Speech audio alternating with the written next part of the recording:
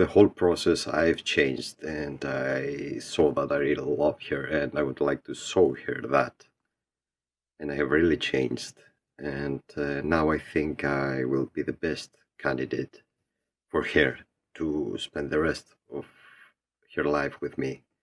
Isn't the universe supposed to give me another chance, another shot with her? Thank you. The universe gives you all sorts of chances, but it may not necessarily be with what you consider to be the same person. Because if there is something else that is now more representative, someone else that's now more representative of the changes you have made in your life, then if that person shows up in your life, you won't care that it's not the same person, because that person will feel correct, because that person is a reflection of the changes you have made as a perfect match. So don't insist that you know that you are the best candidate for that other person, because you don't actually know that for a fact. And it can be preventing you from actually attracting who you need that would actually be the best relationship for you. So just allow yourself to know you have changed. Allow what needs to come in, because even if it looks like the same person is coming back to you, it's not the same person, because if you've changed, they will have to change to match the changes in you as well. So don't insist on the look of who the person is. Allow yourself to simply let in the person that is actually the best representation of the changes you've made within yourself. Hi, Bashar. My question is about variations of gender expression and the new species of humans that you speak of coming through. Currently on the planet, there's a lot of anger and violence projected towards people who are not cisgendered. And I was wondering if you could speak to us about transgenderism and variations of gender expression and how we can better understand each other's differences.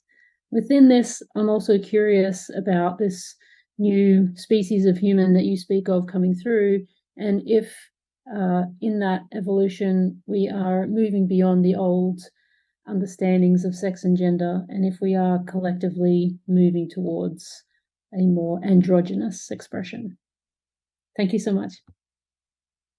To some degree, you are. You will not lose the idea of the genders, but you will be more allowing of the understanding that spirit is everything and nothing, and can be anything in physical terms. So the idea of transgender people is a way of showing humanity that it can actually choose what to be in a far wider range of expressions than it may have previously thought, that it is more fluid than it thinks, that it is more capable of expressing itself in a multitude of ways than previously thought. So therefore, you have to look at the idea that it is an expression of spirit, that spirit can be anything and everything, and it can serve humanity to be far more flexible in its understanding of what it can be. Hello, Bashar. So nice meeting you. And you as well. What would you like to discuss this day? Oh, my questions would be about my role as a first contact specialist. I know that as a child, during the night, I was taking part in the hybridization project. And also that nowadays, during the nights, I'm on the spaceship with the hybrid children. So I'm really looking forward as working as a first contact specialist. Why is it that I cannot remember anything from my experiences during the night? You obviously remember something, or you wouldn't be having this question. So the idea is that there is a timing to remembering these things, and the timing at which you remember them is used as a barometer to understand how close contact actually is. So it's all right. Just move forward by acting on the formula, acting on your passion, and you will allow your life to unfold in a way where you will arrive exactly where you need to be, exactly when you need to be there, interacting with exactly who you need to interact with, and remembering what it is you need to remember. But there's no point in remembering it before you need to remember it. It's not time yet for you to remember a lot of the things you were taught on the ships, because those things don't come into play until you're actually interacting with the hybrid children on Earth. Yes. And I sense that, well, I'm communicating with them telepathically. Yes. And I sense every now and then in the daytime, they are with me in the room, in my living room. And then sometimes I can't see them, but I sense them. And sometimes I visualize, or it just is an impression that they start materializing in my Yes. presence. So that's the way it might happen.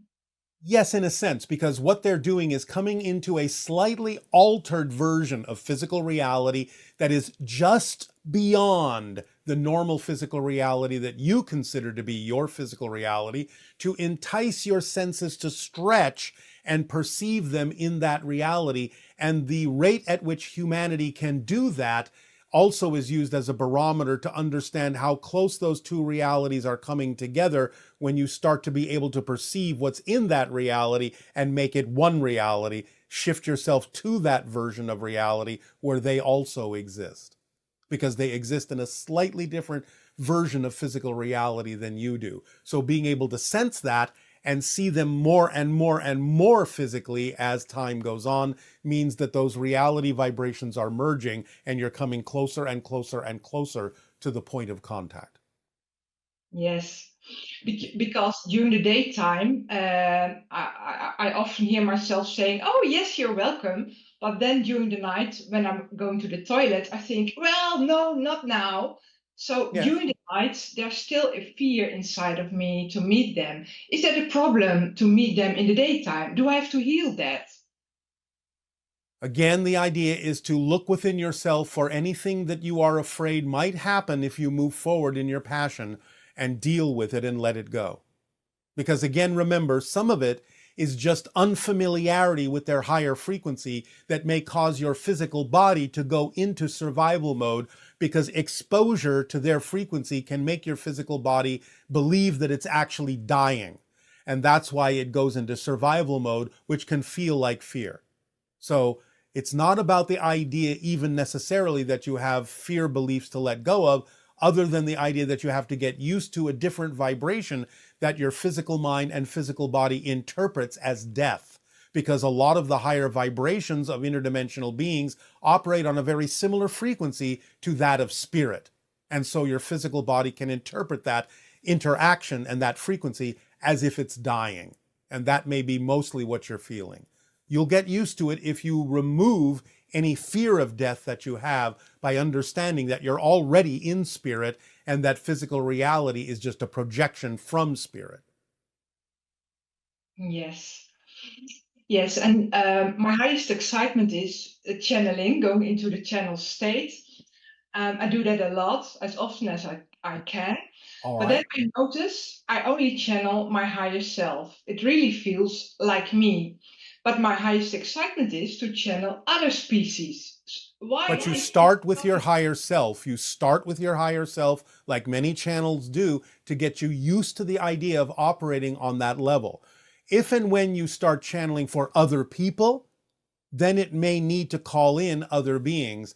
But the idea is that when you channel for other people who have questions that they want answers to, that grounds the information and energy in them and pulls it through you so that you don't have to think about it. But you're getting used to the state by dealing with your own higher self first. This is common. Okay, yes. So the way to advance it is to channel for other people who have questions to which they really desire the answers. Then it may call in other kinds of beings. And I already do that, but I All guess right. I'm not ready for the next step. That's all right. And remember, there's nothing wrong with the information coming from your own higher self. It's every bit as capable of any other dimensional being or extraterrestrial in delivering information that can help people. So you may not necessarily insist on having to go beyond that. Just allow the information that serves people to come through from whatever source it needs to come through. Don't insist that you have to connect to other beings if your higher self is doing the job. Yeah, clear. All right? Yeah, yes. All right. And Does that can serve I, you? yes, that does serve me. Can I All ask right. more, please? Yes. It would be about red light synchronicities and limiting beliefs. My highest excitement is manifesting an alien contact center. And in the Netherlands, we have an option to a beautiful piece of land next to the forest. And that would be a great place for that alien contact center. All right, I cannot comment on this at this time. Just follow the formula and see what happens. Okay, and how do I make the difference between red light synchronicity or a limiting belief or a lack of trust With inside me? honest self-examination as to whether you are dampening the excitement or whether the passion still remains, but you're unable to act on the opportunity. Usually, red light synchronicity allows the passion to act on an opportunity to remain, but removes the capability of acting on the opportunity, whereas limiting beliefs can actually make the passion diminish. Yeah, okay. Yes. Yes, All right? thank you so much. Yes, All thank right. you. We thank you for your interaction. Aveo. Aveo, thank you so much. Yes. Hi Bashar, my name is Lisa, and I'm asking a question regarding your comments that there is no hole or center core in the earth. And I know that there was a question about this a while back, and you said no, that there was no hole in the center of the earth. However, Richard Byrd, in his personal journal, when he had his expedition on behalf of the United States in Antarctica, put in his notes that there was a hole in the earth, and he actually flew his plane in this hole and actually met with aliens. I wanted to know more about your opinion on this and if you had any comments on that. Thanks so much. Bye-bye. Yes, we have discussed this before. Many people, when they think they have actually entered the physical earth, have simply gone through a portal into another dimension. They do not perceive that they have done this and therefore think that what they're experiencing is physically inside the earth, when in fact it's in a different dimension altogether.